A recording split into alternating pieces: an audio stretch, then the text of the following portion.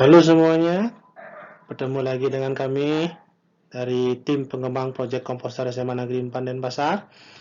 Hari ini teman-teman akan belajar bagaimana caranya menjadi pengusaha kompos. Nah, bagaimana sih cara menjadi pengusaha kompos? Apa saja hal-hal yang diperlukan? Dan apa saja sih peluang-peluang di balik itu? Mari kita simak berikut ini. Adapun tujuan pembelajaran hari ini, ya, ada 10 ya teman-teman. Teman-teman pertama itu teman-teman diharapkan mampu mengerti apa sih itu usaha kompos ya.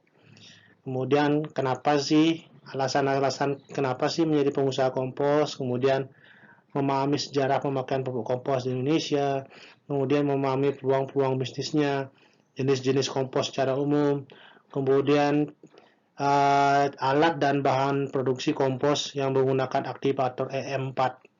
Apa itu aktivator EM4 ya? Kemudian kalau kalian sudah paham itu aktivator EM4, teman-teman akan mempraktekkan teknik membuat kompos dengan aktivatornya. Kemudian tidak lupa juga dengan cara packaging, pemasaran, dan tentunya juga teman-teman di akhir sesi itu teman-teman sudah bisa membuat produk pupuk kompos dengan mengikuti karakteristik lingkungan di SMA Negeri 4 Denpasar. Oke, next. Jadi rincian materinya itu ada 9 ya. Nanti kita akan pelajari sedikit demi sedikit ya. Oke, kemudian pengenalan usaha kompos. Kompos itu apa sih ya? Kompos itu merupakan sebuah bahan organik yang telah mengalami degradasi atau penguraian, pengomposan sehingga berubah bentuk dan sudah tidak dikenali lagi bentuk aslinya, berwarna kehitam-hitaman dan tidak berbau. Nah, bisa dilihat gambar sini ya, kompos itu biasanya berwarna kehitam-hitaman sini dan kalau yang sudah jadi biasanya dia tidak berbau. Nah, kita next ya. Kemudian kenapa sih teman-teman itu menjadi pengusaha kompos ya? Karena menjadi pengusaha kompos itu biayanya sangat murah nah ya. Jadi teman-teman bisa memanfaatkan bahan baku yang ada di sekitar teman-teman seperti sampah rumah tangga, seperti nasi sisa, makanan sisa ya. Kemudian sampah dedaunan. Jadi sangat murah sekali. Kemudian juga kompos berguna untuk memperbaiki struktur tanah. Nah, jadi kalau yang pecinta lingkungan di sini ya, aktivis lingkungan ya, cocok ini kompos ini untuk mensupport ide-ide teman-teman itu ya. Jadi kalau teman-teman ingin menyuburkan tanah kembali, gunakanlah kompos karena bisa memperbaiki struktur tanah. Kemudian tidak merusak unsur hara yang terdapat pada tanah. Nah, pemakaian pupuk kimia yang selama ini kita sering dengar itu cenderung lebih merusak unsur hara yang ada di tanah. Ya, jadi kompos itulah salah satu cara untuk memperbaiki struktur tanah tersebut. Kemudian menjadikan keuntungan untuk para petani masa kini, kemudian membantu pemerintah untuk menyelesaikan masalah sampah yang saat ini telah menumpuk ya. Jadi di TPA itu banyak sekali ada sampah-sampah ya. Jadi nanti di sana itu TPA itu sebenarnya lah bisa jadi peluang bisnis ke depannya. Oke. Kita simak berikutnya. Nah, sejarah singkat pupuk organik di dunia dan Indonesia. Adapun penggunaan pupuk organik ya pertama kali itu digunakan di awal-awal manusia mulai mengenal bercocok tanam ya kurang lebih itu 5.000 tahun yang lalu. Nah, nenek moyang kita sendiri di Indonesia biasanya juga menggunakan sisa-sisa makanan, tulang, ikan, ya. Kemudian segala sesuatu yang menjadi sisa makanan mereka yang berupa sayuran itu sisa-sisa tersebut itu digunakan dengan cara ditimbun di tanah di lahan pertaniannya. Secara tidak sengaja dan dicek tentang itu bisa menyuburkan tanah. Nah, dari hal itu tersebut digunakanlah pupuk kompos zaman dahulu. Secara tidak sengaja awalnya ya. Kemudian berkembang, akhirnya mereka tahu bahwa kotoran hewan itu juga bisa digunakan untuk pupuk kompos. Akhirnya digunakanlah itu dan dicampur dengan sisa-sisa makanan mereka. Nah, jadi seperti itu awal-awal penggunaan pupuk organik itu ya. Kemudian apa sih peluang emas menjadi pengusaha kompos? Ya, jadi peluang emasnya itu ada 4 ini bisa dilihat ya. Jadi cara membuat pupuknya itu sangat mudah, bisa dijalankan dengan menggunakan peralatan yang sederhana. Kemudian peluang lainnya adalah permintaan pasar akan pupuk kompos sangat tinggi ya. Sekarang kan banyak aktivis-aktivis lingkungan yang sangat peduli dengan lingkungan itu, dia suka berkebun, suka yang namanya bonsai dan sebagainya, kita bisa tawarkan itu. Bahkan dengan orang-orang yang sudah mulai aware dengan kesehatan, yang mulai menanam tanaman sendiri di rumah, seperti nanam cabai, ya, nanam sayur ya di rumahnya itu ya, kita bisa tawarkan pupuk kompos itu ke sana ya. Kemudian harga pupuk kompos di sini diperkirakan ditafsirkan 5.000 sampai 10.000 per kilonya, dan mungkin lebih dari itu bisa ya, tergantung tempat dan situasinya. Nah, jadi sini kita bisa lihat bagaimana kemasan dari pupuk kompos itu sudah jadi ya. Jadi yang dari yang kecil, sedang ya sampai yang besar seperti itu. Nah, kita lanjut ke 7. Kemudian jenis dan sumber bahan kompos secara umum itu ada 4 ya. Kompos itu bisa diambil dari sisa tanaman kayak daun-daunan ya, daun-daunan jatuh-jatuh itu ya.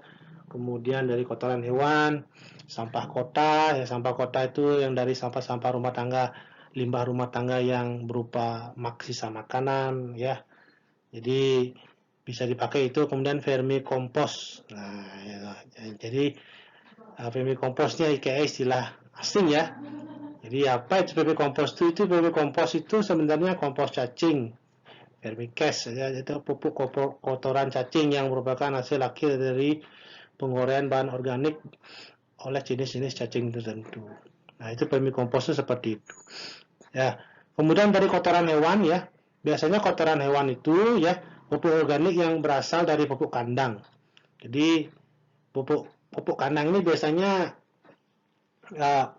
asalnya dari kotoran hewan ya, dan ini adalah bahan pembenah tanah atau bahan yang paling baik untuk digunakan sebagai perbaikan struktur tanah. Itu bagus sekali ini ya, tapi hati-hati nak ya, nggak semua kotoran hewan itu bagus ya, katanya referensi itu ada beberapa macam kotoran hewan itu seperti kotoran ayam itu mengandung salmonella ya, jadi mengandung bakteri saprolitik, pembawa penyakit dan parasit mikroorganisme yang membahayakan hewan dan manusia. Jadi dipilah-pilah ya kalau mau pakai pupuk kandang itu ya.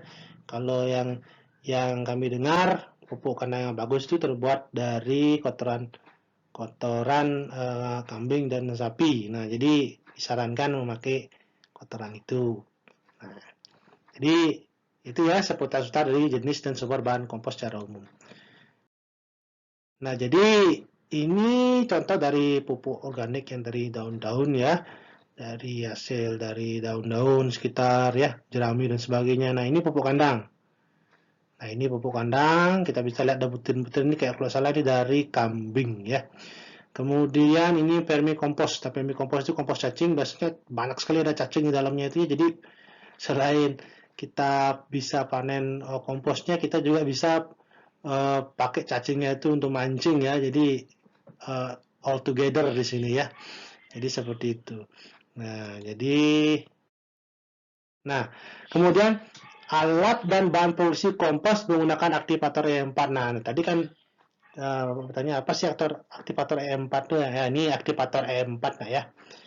Ini aktivator E4 ini adalah kemasan yang berisi bakteri baik yang mampu mengurai makanan-makanan yang mampu mengurai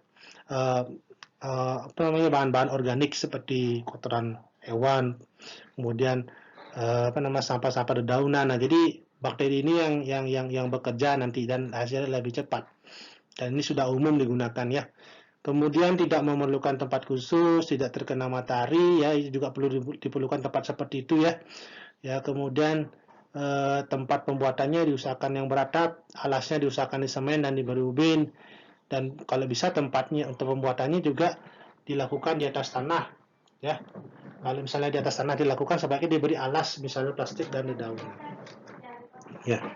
Kemudian untuk bahannya bisa dari jerami, pupuk kandang, kotoran hewan, rumput, pupuk hijau sekam, dan serbuk gergaji. Jadi seperti itu biasanya alat dan bahan produksi kompos yang menggunakan aktivator E4. Kemudian teknik membuat kompos dengan aktivator E4 itu simpel ya nak ya.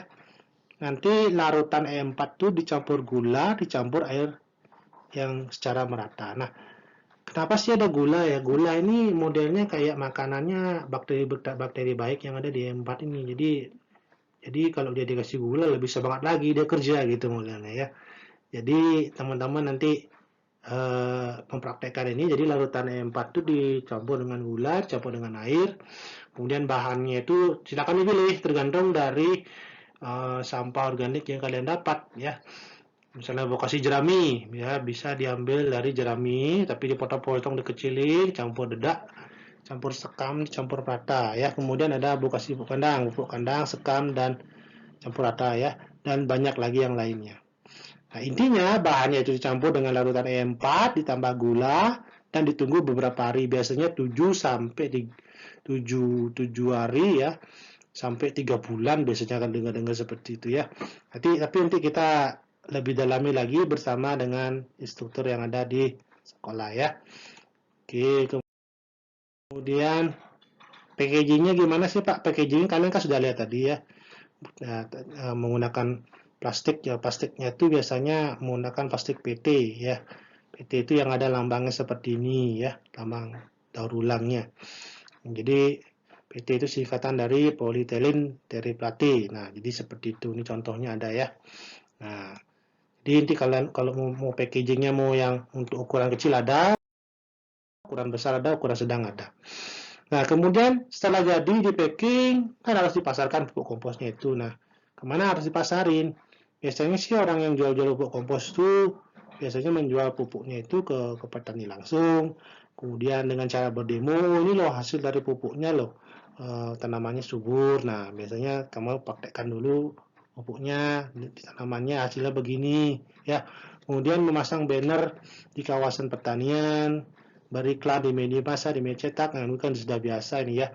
Kemudian bermitra dengan toko pertanian, jadi teman-teman kerjasama dengan toko pertanian, titip pupuknya dijual di sana, bisa ya. Jadi bermitra dengan toko pertanian namanya itu ya. Nah, kemudian mengikuti event Agro Expo. Event Agro Expo ini biasanya diselenggarakan oleh pemerintah ya. Lebih seringnya sih di Snaker ya. Atau mungkin kalau terkait dinas pertanian, coba ditanya infonya dia biasanya ada event-event pameran kerja seperti itu ya. Kemudian membuat sebuah website. Website di sini itu boleh berupa www atau www, atau lebih simpel nggak usah ada buat website, bisa menggunakan marketplace seperti yang sudah populer tuh, marketplace dari Bukalapak, Tokopedia, Shopee dan sebagainya, dijual produknya di sana itu lebih keras laku ya. Kemudian yang cara yang klasik itu teman-teman juga bisa memasang baliho atau billboard di daerah pertanian kalau ada dana lebih ya, karena masang baliho billboard itu lumayan juga kosnya ya. Nah, jadi seperti itu cara pemasaran pupuk kompos itu. Nah, biasanya kalau pengalaman dari saya ya, demo lahan, sosialisasi dan membuat sebuah website di marketplace kayak di Tokopedia itu dan bermitra dengan toko pertanian itu biasanya lebih works ya, lebih bekerja itu ya, lebih manjur gitu dalam pemasaran itu ya. Tapi dicobalah juga dengan cara lainnya. Why not? Jadi seperti itu ya. Kemudian, nah di akhir sesi teman-teman juga diharapkan membuat tugas kelompok. Nah, tugas kelompoknya itu ada 2 ya. Nanti per grupnya itu teman-teman pertama harus membuat laporan berupa isi ya. Jadi isinya itu nanti isi pendahuluan, kajian pustaka, pembahasan, dan penutup. Nah, kemudian juga teman-teman selain membuat esai atau laporan, teman-teman juga diharapkan menyiapkan alat-alat atau bahan praktek berupa sampah organik, daun, sisa-sisa makanan. Jadi sisa makanan di rumah itu ditampung ya sama grupnya nanti, dijadiin satu untuk buat alat-alat bahan praktek. Kemudian pupuk kandang, kalau ada ya, biasanya cari pupuk kandang yang dari kotoran sapi atau kotoran kambing kalau ada ya, cari. Kemudian air gula, kemudian tidak lupa juga aktivator E4 ini. Ini sudah lumrah ya. Cari saja di marketplace Shopee ada ini ya. Nah, jadi itu saja sih dari kami ya, dari tim pengembang materi.